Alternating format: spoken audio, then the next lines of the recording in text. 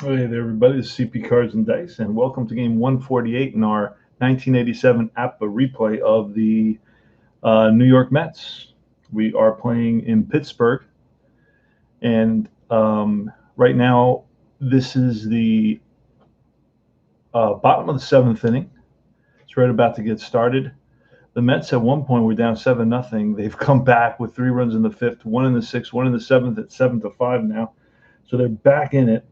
And I decided to broadcast or stream at least this part of the game, this end part of the game, because I feel that the Mets may or may not, come back. I mean, APBA plays very fast, but the Mets are in 3 games ahead of the Cardinals, and in actuality, the Mets actually lost. They ended the season in second place, 3 games behind the Cardinals. And that's one of the reasons I chose this season, because I felt that the Mets had a heck of a team, and it was only 3 games, so things could go either way. So I'm having a great time reliving 1987, and I'm right about to get started. It's late at night; it's about midnight, and this is when the APBA little plastic cup becomes so troublesome for some people because it doesn't let them sleep. That noise, that drives the people nuts. So anyway, it's going to be Felix Fermin. This is the actual lineups for the Pittsburgh Pirates. It's going to be Felix Fermin, probably a pinch hitter for the pitcher. And then the top of the order. Here goes. Felix Fermin with a 61. That's a 24. That's grounded to shortstop. Santana to his left fires to first and in time to get Fermin. So that's the first out of the bottom of the 7th. And that's going to be 6-3. We're using the Stratomatic PC game engine to track our replay. It's going to be Bob Walk, but he's going to get called back for a pinch hitter. And they're going to bring in Mackey Sasser. So Mackey Sasser is going to pinch hit. And this is expanded rosters because we are in September. Here's the pitch to Sasser. On the mound is Roger McDowell for the Mets. That's 33, and that's going to be line base hit center field, so Sasser's on with a 1-out single. Again, the Mets want to keep limit the Pirates from scoring any more runs. The Mets were down 7-0, and now they have come back. It's a 7-5 ball game. Both teams have 12 hits and 1 error apiece. Now it's going to be Barry Bonds. This is a 1987 Barry Bonds, which is fascinating. This is before his steroid days, and he was a heck of a player. He is from Riverside, California. So McDowell checks in to Carter for the sign, looks over at Sasser, sets any deals, and there it goes. Oh, that's a deep drive. Back goes Strawberry to the tractor wall. That's out of here, 9-5. And Barry Bonds got a hold of that one and drove it deep, deep into the seats in right center field. The Pirates now have increased their lead to 9-7, and that's a pitch that I know that Roger McDowell wishes he had back. The Mets are in a pennant race, and every pitch counts, every game counts, every inning counts. Now it's Jose Lynn. He's from Toa, Puerto Rico. There's a that's foul back, a souvenir for a lucky fan. 25, and that's line base hit. Base hit to left, played on a hop by Wilson. Mookie Wilson is in left today. Next is Andy Van Slyke. Here's the pitch, a 65. That's popped up. Going to be the catcher Carter. Flips his mask away. near the stands and makes the catch. That's 2 outs now. And that brings Bobby Bonilla. He's from New York, New York. Roberto Martin, Antonio, Bobby Bonilla. Here's the pitch. That's 15, and that is a little ground ball and through into center field. Hustling around second and going to third is going to be Jose Lind.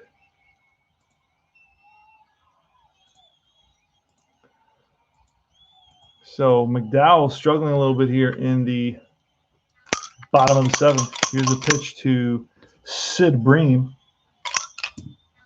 That's going to be a 63, and that's lifted to center field. On the run is Dykstra in the gap, and he runs it down. Nice jump on that fly ball and that drive by Lenny Dykstra nails. And that retires the side. Going to need a new pitcher for the Pirates. Going to be Bob Patterson. Bob Patterson is going to come in to pitch.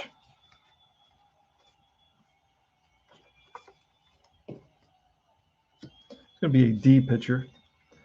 Some of those are homemade cards. We got some homemade cards. We have some extra players. I buy only the original sets. This is an 80 set I picked up. I bought a big load of cards from a guy for I think it was like 15 set seasons for like $150. He said, take the whole thing. Some of the seasons you have to put together. In other words, they were all mixed in because he had done a draft. But I put one season together and I pulled off the other two because I didn't want to put them together. It was too much trouble. They don't come with any annotation of what team these guys are on. So you have to just either look it up on Baseball Reference, one player at a time, and that's what, 600-700 players. It was a drag. So I didn't do it again. It took me a week. Anyway, it's Tim Tuffle against Bob Patterson. Here's the pitch. That's grounded to short. And Fermin in the hole, long to first, and in time to get Tuffle. 6-3.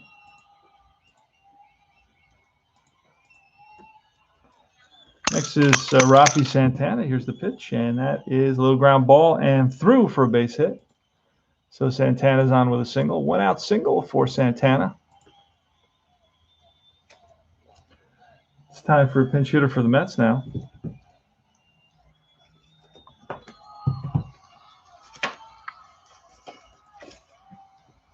Let's see who we got here.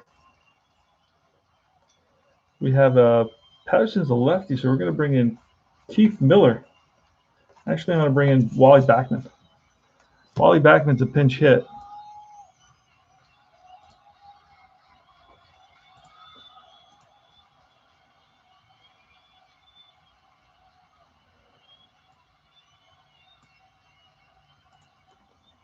All right, here's the pitch from Patterson. Oh, and that's going to be line base hit center field, played on a hop by Van Slyke. Going to third is going to be Santana. First and third now, just like that. Mets got something going. It's going to be the top of the order, Lenny Dykstra. Lenny Dykstra is 1 for 4 with a run scored today. All right, here's the pitch. That's going to be trouble. A hard hit ground ball. The runners on first and third. Hard hit ground ball. The runners on first and third is going to be right at the shortstop. Is going to flip to the second baseman. The relay to first, and in time, Fermin Lind to Bream. 6-4-3 run scores for the Mets. It's 9-6.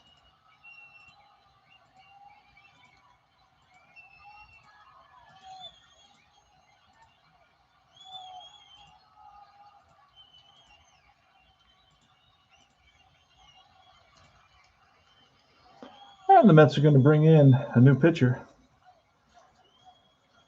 Let's see. It's going to be Doug Sisk.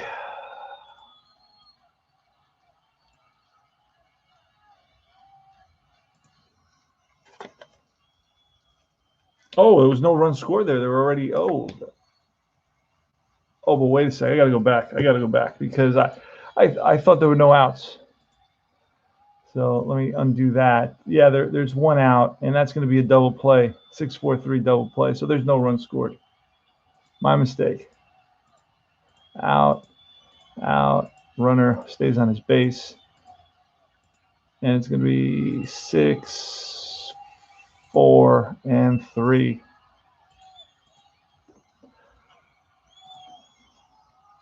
And now it's going to be Sis coming into pitch. Reynolds, Robert R.J. Reynolds, 34, and that's lifted to center. Dykstra settles under it. One out.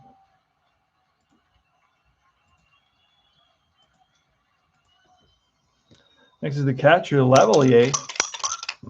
Michael Lavalier from Charlotte, North Carolina, 61, and that's going to be ball high and away.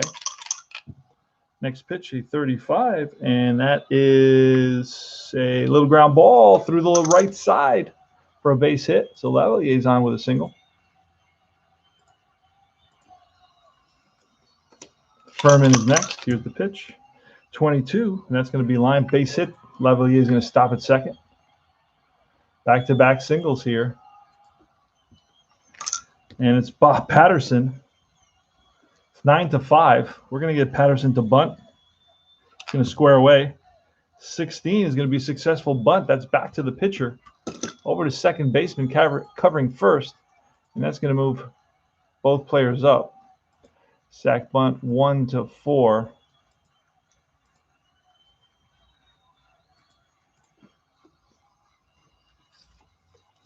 Top of the order now, Barry Bonds. We're going to double check that first and second, but I'm pretty sure that was a successful sacrifice. I know more or less the numbers. You learn the numbers after a few years of playing this. And I was right. All right, so there's 2 outs, 2 on. Runner Fermin is at second, Lavalier is at third, and Barry Bonds. Now, we could walk Bonds, but I don't think it's necessary. Not batting. It doesn't have a card that seems that he's batting, 400 or anything like that. So here's a pitch from Sisk. It's a 13. That's ball 4. High outside. And Bonds trots down to first base, and that loads the bases with 2 outs. Next is Jose Salgado Lindy Lind. Here's a pitch from Sisk. 64, and that's a 36. That's one of those wild pitches, pass ball type results. And it's going to be a wild pitch, and that's going to allow another run to score. Let's see if we can find the wild pitch here at the bottom. There it is. Everybody moves up one, and Lynn is still up.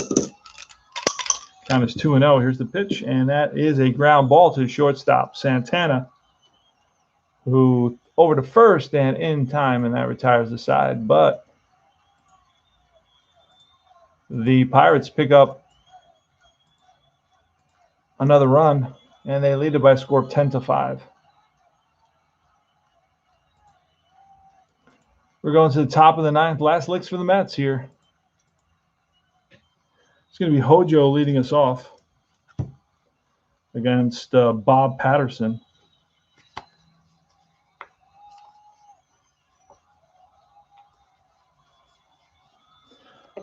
That was one of my favorite games. This is the game I started playing tabletop baseball with in the 70s.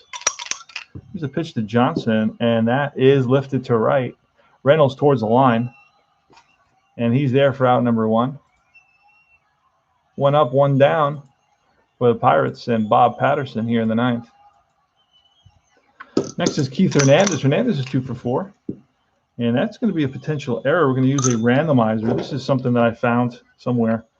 APBA baseball error randomizer from the APBA Journal. And 66 says that's a 20. That's going to be a ground ball to the second baseman who boots it, and Hernandez is safe on the error. So it's an E4. That flashes on the scoreboard. Darryl Strawberry, it's 10-5. Mets have 5 runs, 14 hits, 1 error. The Pirates have 10 runs, 17 hits, and 2 errors. Here's the pitch to Strawberry, and that is ball 4. So Strawberry walks.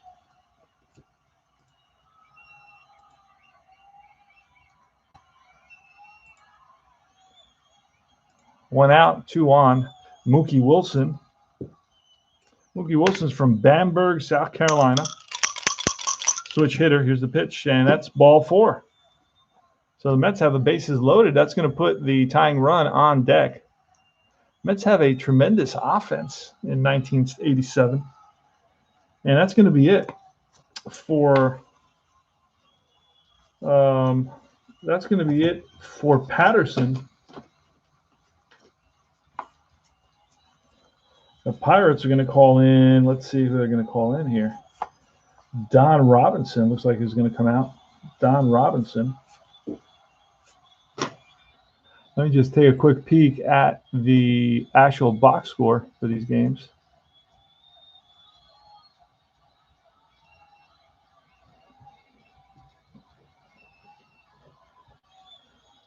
And it's Drummond and Jeff Robinson. So we're going to bring out Jeff Robinson, throw his warm-up pitches. He's a righty throwing to a righty. So for this one batter, he's a B who's going to become an A.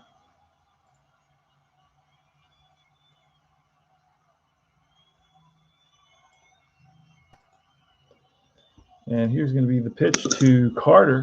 Robinson looks in for the sign. And that's going to be an 8. Bases loaded A. It's probably going to be a sacrifice fly of some kind. Let's see what happens here. Bases loaded A is fly out, runner scores. It's to right field.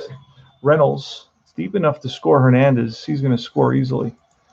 So it's basically a sacrifice fly here.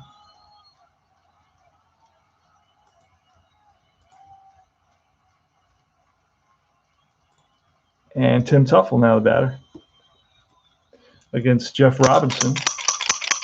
So Jeff Robinson is going to pick up a save. It's 10-6, 2 outs, 2 on. Tying run is on deck. And here's the pitch. 53, that's a potential error. And a 54 says 15. I believe that's going to be a hit by pitch. Tuffle's going to get plunked, I'm pretty sure. But we'll double check that. First and second, 15. And no, it's a fly ball in the gap. And bombs after it on the run. He dives and makes the catch. And that's the ball game. Ends on a diving catch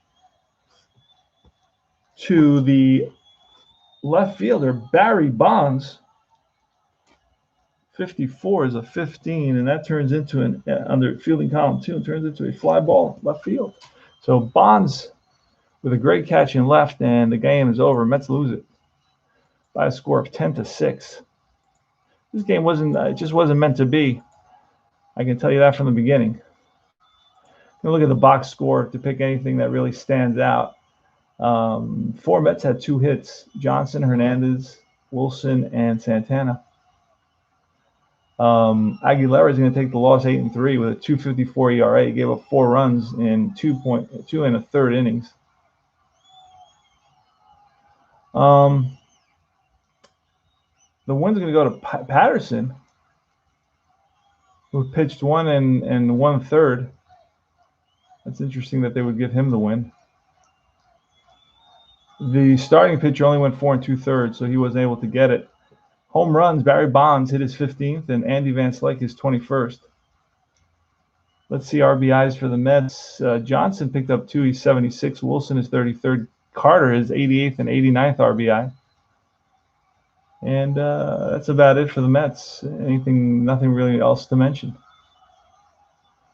So let me end the game here, and then I want to go into the stats and tell you exactly where the league stats, where the Mets stand. The Mets are 3.5 games ahead of St. Louis. The magic number is 12 for the Mets. Mets have a 1-loss record of 85-63. They ended with a 92-71 loss record. The Cardinals have an 86-61 1-loss record. They ended with a 95-62 1-loss record. So Mets are 3.5 games ahead. They don't play each other anymore. The Mets are going to play one more game with the Pirates, and then they're moving on. So I'm playing pretty much every game here. Next game is going to be, let's see who's pitching the next game. This is Saturday. Let's take a quick peek. I'll set this up, and I'll come back to play in a little bit. but I'm going to take a quick peek and see what the matchup is. Sid Fernandez versus Mike Balicki. So I don't even know if I have Balicki available. Let's see. Mike Balicki, Fernandez versus Balicki. Let's pull Fernandez first. Sid Fernandez versus Balicki. Let's see if I have Balicki. If I don't have him, I just print him out. I check if he's on another team, so I don't have to print him out. I don't see him here. Let me click on him. This is September, so it may be where he could be somebody they brought up from the minors. I don't know, so that's why I click on him and it'll tell me if he was with another team, and then he may be sitting on that team. And that's how I do it with the APBA game.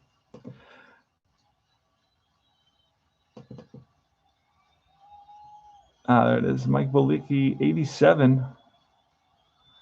Balicki played on one team. He had 8 starts with the Pirates. I'm surprised he's not in here.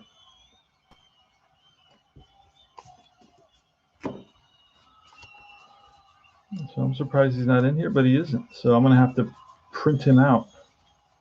Not a problem. Homemade, home brewskis. Very simple to do. APBA is very simple to reproduce. So, yep, I'm going to have to print them out. So that's CP Cards and Dice. Thanks for watching, guys. And it's an exciting 11 more games of the season. This is very exciting. Mets are in first place. Take care now.